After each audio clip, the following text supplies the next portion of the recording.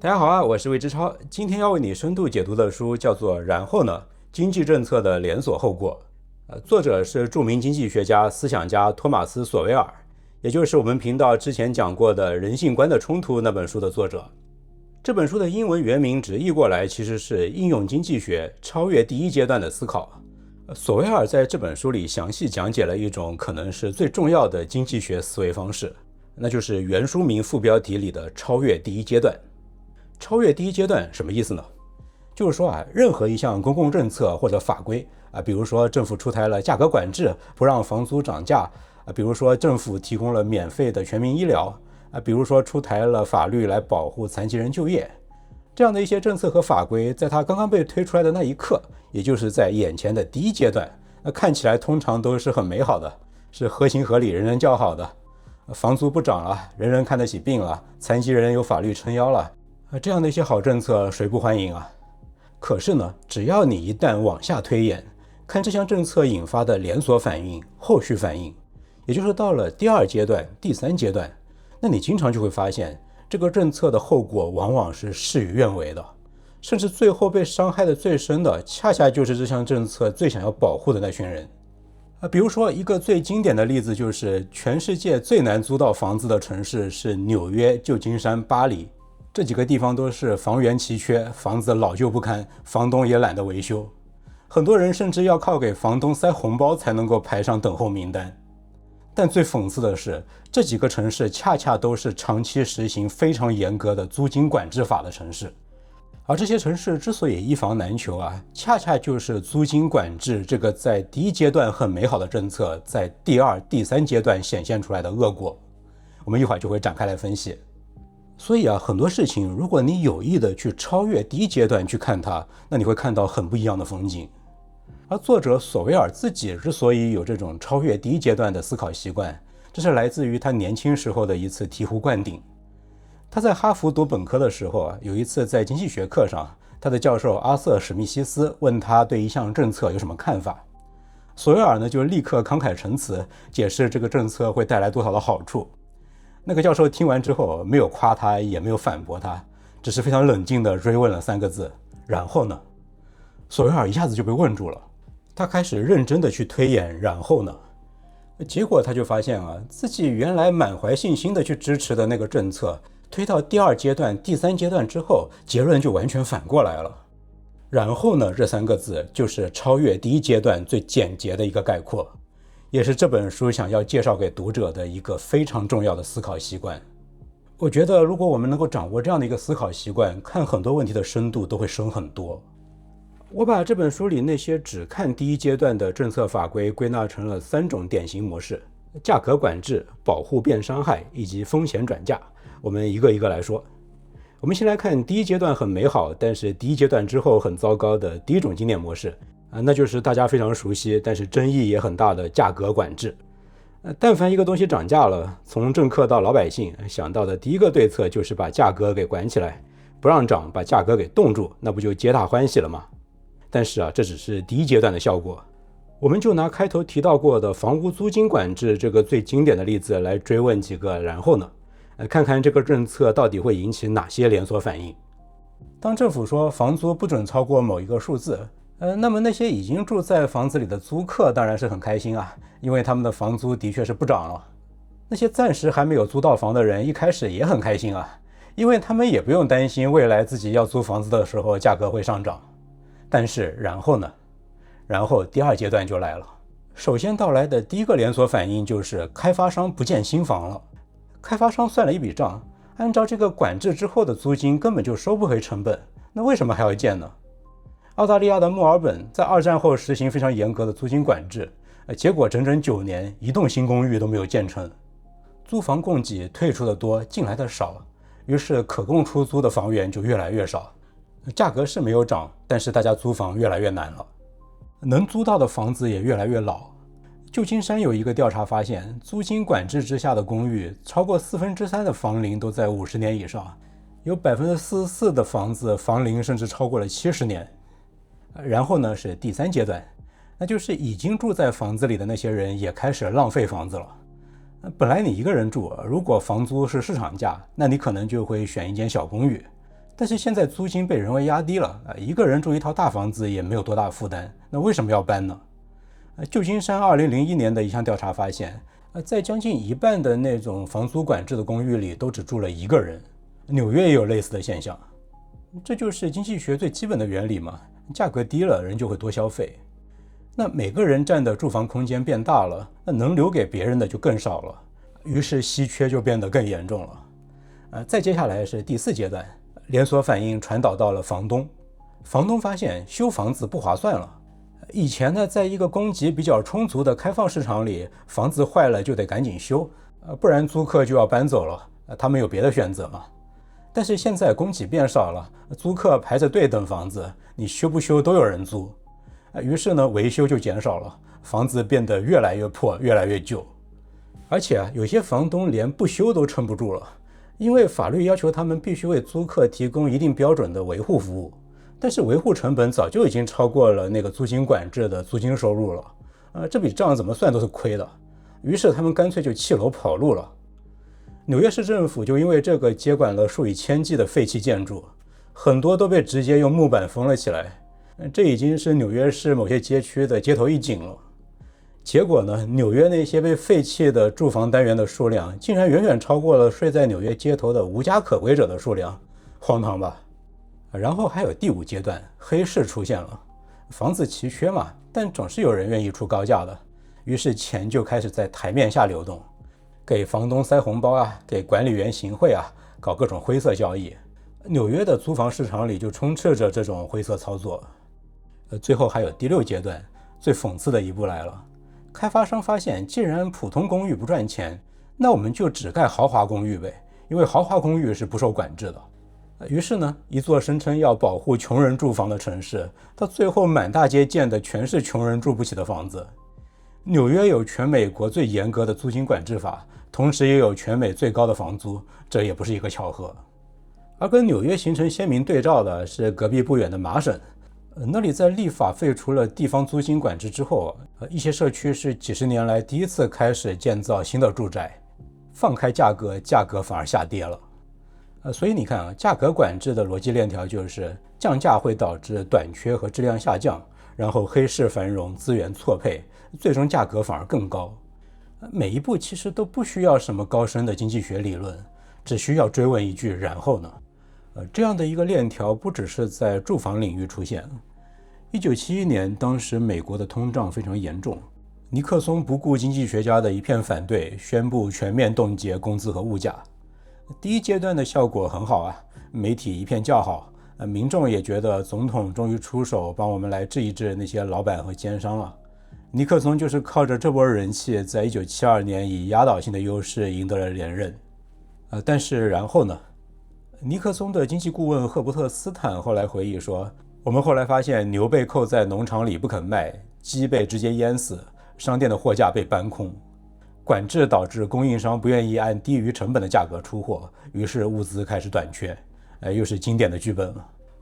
只不过呢，这些都是第2阶段的后果，是在尼克松连任之后才慢慢显现的。但是这些案例还不是价格管制最极端的形态啊。那最极端的形态是什么呢？是把价格直接管制到0。比如说有一个例子就是器官移植，在美国和很多其他国家，买卖器官是违法的。也就是说，器官的价格被法律强制设定为0。那第1阶段的理由听起来非常的高尚啊，人的器官是不应该被商品化的，不应该让穷人被迫卖肾，对吧？很少有人会反对，大部分人认为这在道义上是无懈可击的。但是然后呢？美国等待器官移植的名单上有将近9万人，而每年可供移植的器官只有2万多个。那剩下的那几万人怎么办呢？那就只有等。肾移植的中位等待时间从1988年的1年多到2000年已经超过了3年。等待当然不是没有代价的，等待期间很多病人的身体在持续恶化。肾衰竭患者需要靠透析来维持，1年的透析费就超过6.6万美元，而且效果远远不如移植。很多人就是在等待中去世的。而与此同时呢，美国海外的器官黑市也繁荣了起来。比如说书里写到，有人在网上黑市开价，肾脏14万美元，心脏29万美元。而在伊朗，由于器官买卖是合法的，一个活体的肾脏捐献者期望得到的报酬大约在3000到4000美元之间，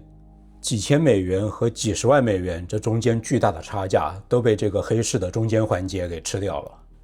有2位经济学家做过一项研究，他们估算如果器官买卖合法化的话，在现有移植费用基础上只会增加大约12%的总成本，但几乎能完全消除那个等待名单。事实上伊朗在合法化器官买卖11年之后，肾脏移植的等待名单上已经没有人了。那很多人肯定会说，让穷人卖器官，这实在太不道德了支持这种法律，你还是人吗？但索维尔反问，难道禁止他们卖器官，让他们连这一条走出困境的路都没有，就更加道德吗？而等待名单上那些一天天恶化最终死去的病人，他们的处境也非常绝望。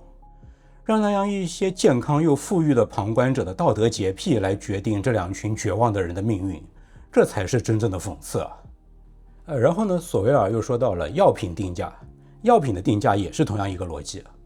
开发一种新药通常需要10年以上，花费数千亿的资金，而且绝大多数的研发都是失败的。一家药企1年要合成几千种化合物，最终能够通过审批上市的可能只有几种甚至1、2种而已。那少数成功的药就必须把所有的研发成本都赚回来，否则就没有人开发新药了。但是那些政客看到的只是这颗药的原材料成本才2毛5，你卖2块钱，实在是太暴利了不能放任你们这些黑心药企。民众也支持加拿大政府的医保体系都是以很低的价格大量采购美国药企的药，是只按制造成本来定价的，没有分摊任何研发的费用。于是美国这边就有人开玩笑说，那干脆我们再从加拿大把这些低价药再进口回美国来好了，这样就可以降低美国的药价了。这个说法第一阶段当然看起来很不错美国的消费者好像的确能够省钱，就不用当冤大头了。但是然后呢？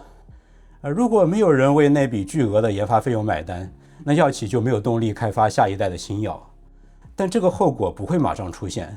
因为一种新药的开发周期往往是10年以上。等到10年以后，人们发现阿尔兹海默症、癌症、艾滋病都没有新药问世的时候，那当初推动药价管制的那些政客们早就已经卸任，在愉快地写回忆录了。没有人需要为这种第2阶段的后果负责。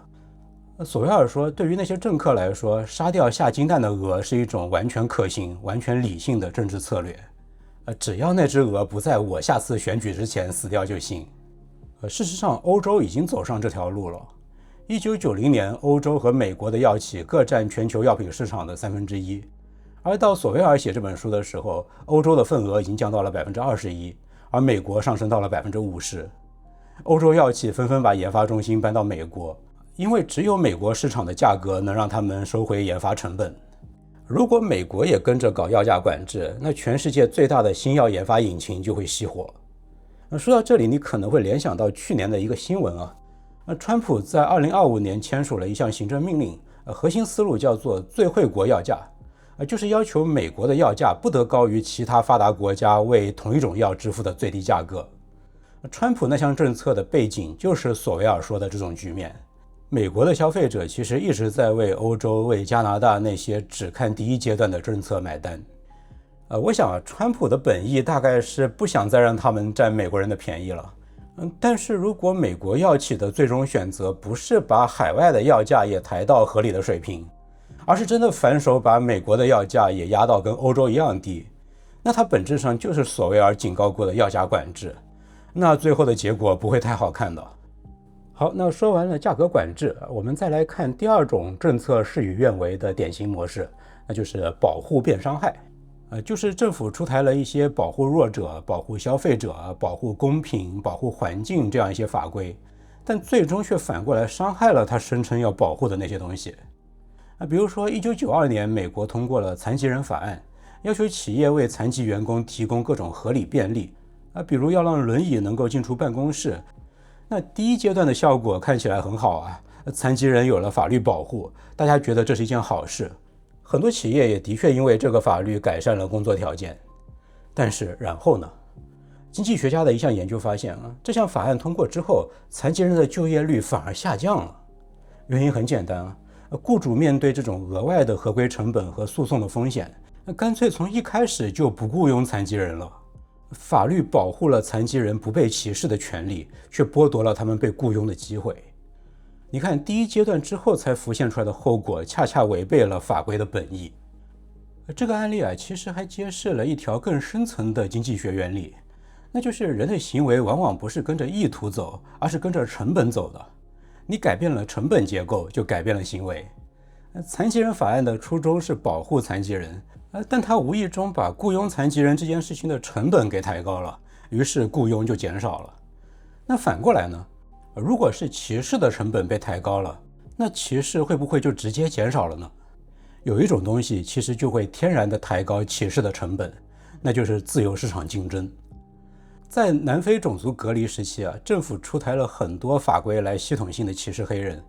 比如说很多体面的工作都不准雇佣黑人。但是就是在这个臭名昭著的体制之下恰恰就是自由市场的成本机制在默默地侵蚀种族隔离的基础。比如说白人建筑商为了省钱和赶工期，就大规模的偷偷雇佣黑人工人。虽然这是违反种族隔离法的但这些商人不会跟自己的钱过不去于是政府不得不对几百家建筑公司开罚单。在服装业，法律也明确禁止黑人从事某些岗位但是到了1970年，那些岗位上的工人大多数都是黑人。为什么呢？因为自己掏钱做生意的人每歧视一个能干的黑人工人，就要多付一份真金白银的效率损失。同样的原理在美国本土也到处都可以看到。索维尔写到了一个非常有趣的反差。1920年代的时候，那个时候的纽约百老汇已经有黑人明星了，但是在同一个年代，黑人甚至都不能够加入美国海军，黑人女性连电话公司的接线员都当不了。那为什么在同一个时代，在同一个国家，歧视的程度天差地别呢？就是因为百老汇是一个竞争非常非常残酷、大赚大赔的行业。老板拒绝一个能够坐满整个剧场的黑人演员，代价实在太高了。而电话公司呢，那个时候是政府特许的垄断企业，歧视的成本可以转嫁给所有的用户，所以管理层就可以毫无代价地按照自己的种族偏好来行事。你看残疾人法案、南非以及美国20年代的种族歧视，这两类案例的方向完全相反，但证明的是相通的道理。当你把雇佣某一类人的成本抬高了，雇佣就会减少；当你让歧视的成本变高了，歧视就会减少。那些只看第一阶段的立法者，往往只看到了法律条文写的是什么，但没有想过它改变了什么激励。而真正重要的，恰恰是由这些改变了的激励引发的第二阶段、第三阶段的后果。然后咱们再来看住房领域的各种保护政策。这回咱们不说租房了咱们来说买房。加州是全美国房价最高的地方之一但这不是因为加州的房子都建得特别豪华，恰恰相反你可以去 Zero Redfin 这些 APP 里去搜一下，旧金山附近的那些地方的房子，2-3个卧室的，算下来100多平米的那种，随随便便就100万甚至几百万美元。而一些美国中部和南部州里有4间卧室以上的大房子比加州多得多，但房价只是加州的零头而已。问题不是出在房子本身的建造成本上，而是在地价上。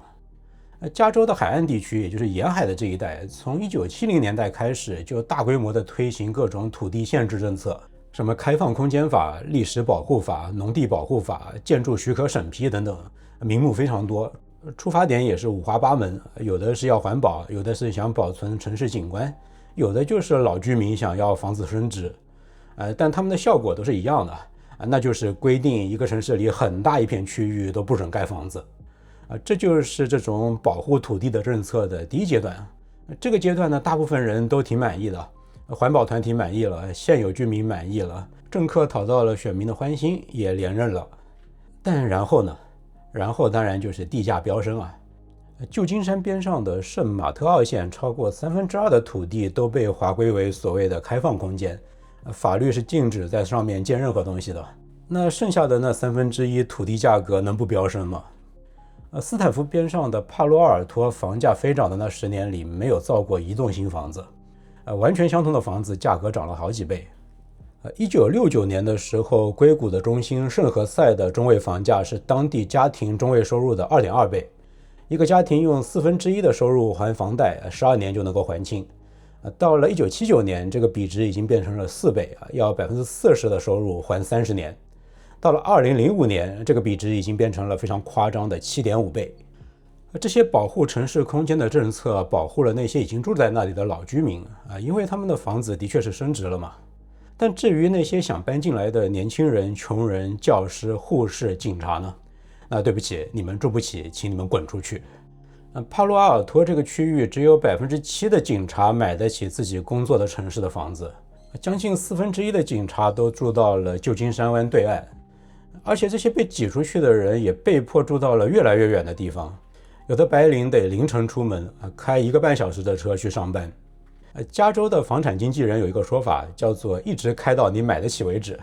意思就是你在高速公路上一路往内陆开到你终于买得起房子的那个地方才能够住下来。而且这种所谓的保护政策也不只是让房价变高，它直接改变了整座城市的人口结构。从1990年到2006年这10几年里，旧金山的黑人人口下降了35%，邻近的圣马特奥县下降了33%。这不是因为种族歧视，而是因为他们单纯住不起了。而与此同时呢，湾区对岸和更远的内陆县，黑人人口在急剧增加。一边口头说着我们需要多元化，我们需要可负担的住房，一边却用土地保护政策把穷人和少数族裔挤到了100英里之外。问题是这些代价往往都要经过好几个环节，好几年才会慢慢的显现出来。等到年轻人发现自己买不起房，护士发现自己要通勤3个小时去上班的时候，很少有人会把账算到10几年前的某一条土地保护政策上面。他们更有可能把问题怪到别的原因上，比如说怪开发商太贪婪，怪外来人口涌入，怪科技公司抬高了物价。而那些被挤出去的人自己也未必清楚真正的原因，可能只是模糊地觉得这座城市越来越不适合普通人了。于是政客这个时候又可以站出来，承诺用新的干预来解决问题，比如说要求开发商必须要建一定比例的所谓的可负担住房，比如给首次购房者发放补贴。而这些新的干预又会在下一轮的第一阶段之后制造出新的意想不到的后果。这就是第一阶段思维最顽固的地方，它不仅是制造问题，还能让人们误判问题的成因，然后用同一种思维方式去解决它，形成一个循环。与加州海岸形成最有意思的对照的是拉斯维加斯。在20世纪最后的20年里，拉斯维加斯的人口几乎翻了3倍，但经过通胀调整之后的中位房价没有变化，因为那里几乎没有所谓的土地保护政策。于是新房的供给就跟上了需求的增长，直到后来有一些环保团体成功阻止了联邦土地向开发商出售，结果拉斯维加斯的房价才开始起飞。你看，又是同一个剧本。然后我们回到医疗领域，医疗领域里除了有各种价格管制之外，也有各种保护政策，而这里面的保护逻辑更加的隐蔽，也更加的致命。美国食品药品监督管理局 FDA 是负责审批美国的新药上市的，它的首要任务就是保护公众不受危险药物的伤害。这个初衷当然是没有问题的，但索维尔说这只是第一阶段。问题是在于那些负责审批新药的官员，他们面对的激励是严重的不对称的。如果他批准了一种新药，后来却发现这种新药有副作用，比如说导致了1000人死亡，那这1000个人都是有名有姓的，他们的家属会上电视去哭诉，国会会召开听证会，那么那个审批官员的职业生涯就结束了，甚至可能要坐牢。但是如果他不批这种药呢，那可能会导致1万个人因为得不到治疗而死，但是这些人往往只是死亡率统计表上的一个数字而已。因为我们的注意力还有媒体的注意力都是天然的会去关注那些你做了什么事情导致的灾难，但对于那种不作为导致的灾难，基本上我们是很少去关注它的，因为没有一个具体的事件，一个具体的时刻可以被你关注。这就是为什么有一位 FDA 的前任局长感慨说，美国国会因为 FDA 批准了某种药之后出了问题而召开的那种听证会，已经多到我们自己都数不过来了。但反过来的情况呢，因为我们没有批准一种新药而被找去开听证会，这种情况历史上从来都没有过。这里边最经典的例子可能就是阿司匹林。医学研究其实早就证明，每天服用小剂量的阿司匹林的话，可以把中年男性心脏病发作的风险降低将近50%。这个知识在超市的一些科普小册子里都有。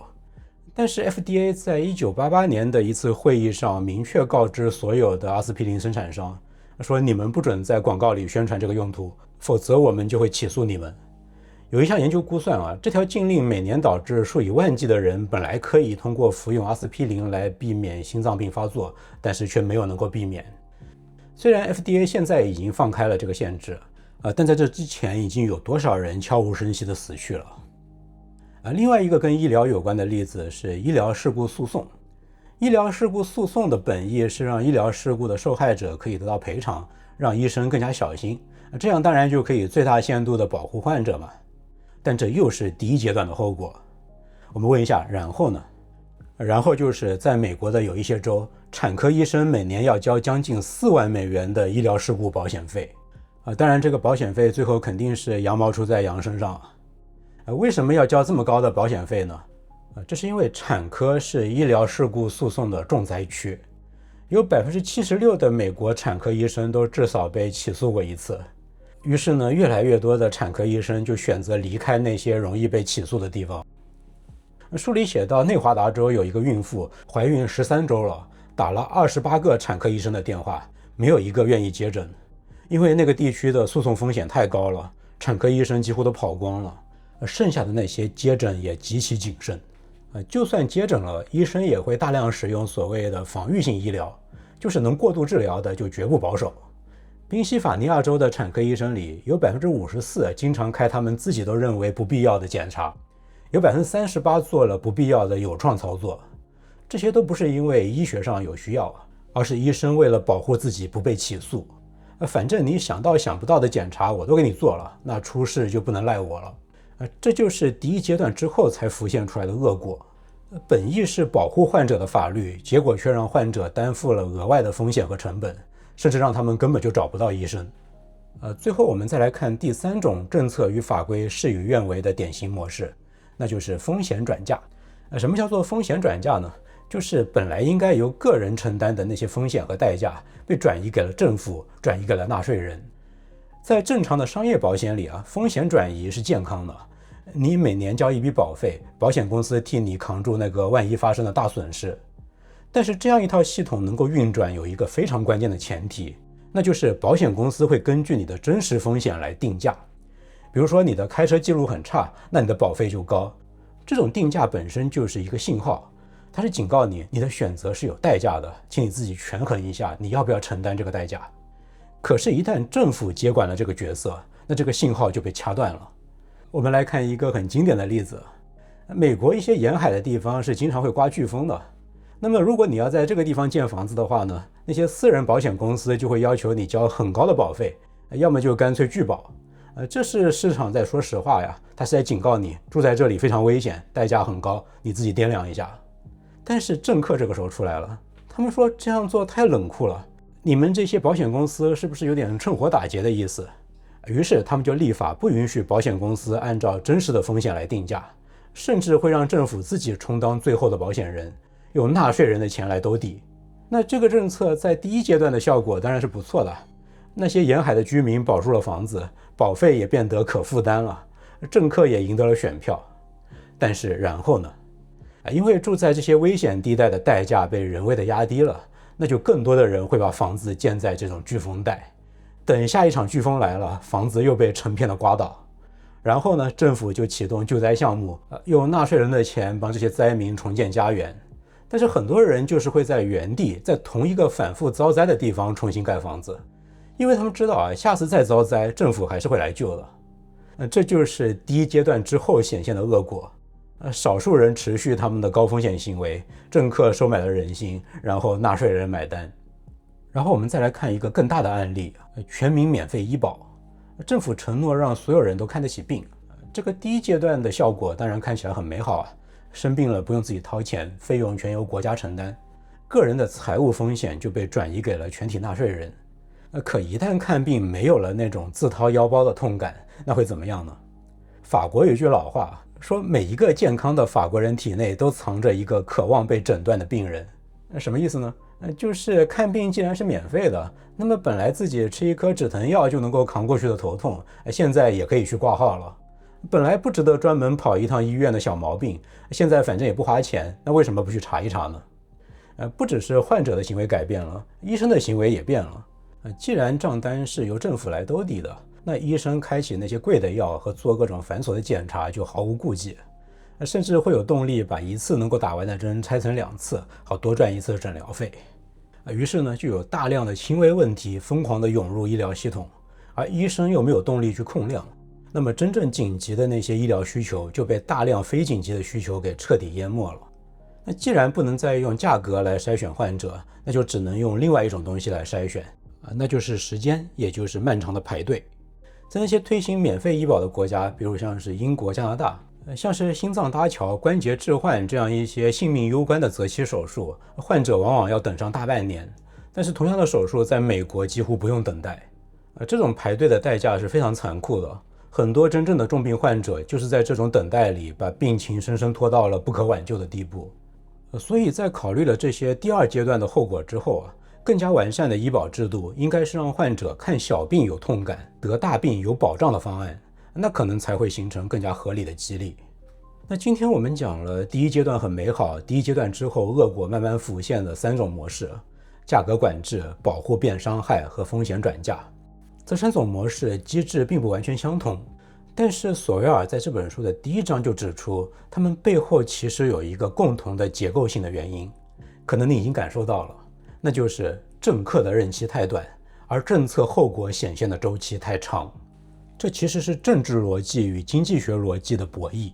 一项政策的好处在这个政客下一次选举之前就能够显现出来，而它的代价要在选举之后很多年才会爆发。这就是第1阶段思维能够在民主社会里反复得逞的根本原因。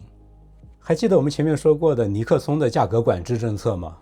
尼克松自己亲口在回忆录里说，他是知道工资和物价管制在长期是错误的，但是在短期的政治上是非常有必要而且很受欢迎的。他的经济顾问赫伯特·斯坦也证实，白宫从一开始就不指望这些管制真的能够抑制通胀。所以很多时候政客不是不知道有些政策有超越第1阶段的后果，而是政治本身就是一个只玩第1阶段的游戏。索维尔说，经济学有一个古老的绰号叫做阴郁的科学，就是给人感觉阴沉沉的，不够阳光，不够正能量。索维尔说这个绰号其实很准确因为经济学的确不提供给人感觉良好的答案，它只提供权衡。它是告诉你这个世界没有免费的东西，每一个选择都有代价，每一个代价都有人在承担，只不过那个人可能不是你，甚至那个人都可能还没有出生。而政治最擅长提供的恰恰就是这种没有代价的幻觉。政客可以毫无负担地告诉你，我们既可以砍掉所有的煤电厂，同时又让电价下降。所以政治就是第1阶段思维最喜欢藏身的地方。我最后想到其实我们今天讲的这些案例，大家还可以反向来问然后呢，也就是往那些管制的法规不断的加码的方向来推演。比如说你不想雇佣残疾人，那我就立法强迫你必须雇佣，然后会怎么样呢？可以沿着这个方向一步一步推演下去。我自己其实做过推演，最后我非常惊喜地收获了计划经济。好，这本应用经济学超越第1阶段就为你解读到这里。书籍的详细信息呢，我已经放在节目下方的描述栏里了，供有需要的朋友查阅。如果你喜欢这期节目，请你点个赞、分享和订阅频道，这是对我最大的支持。我是魏之超，我们下本书再见了。